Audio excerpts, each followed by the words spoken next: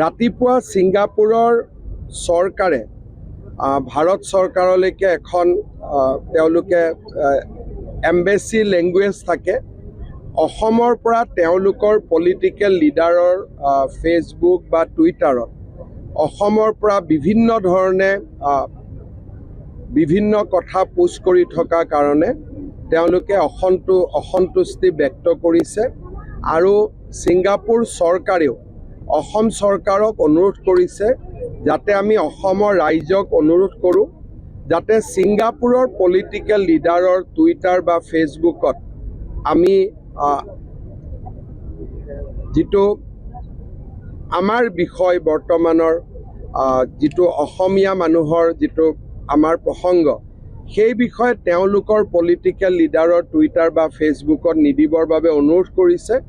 আৰু তেওঁলোকে আমাক প্ৰতিশ্ৰুতি দিছে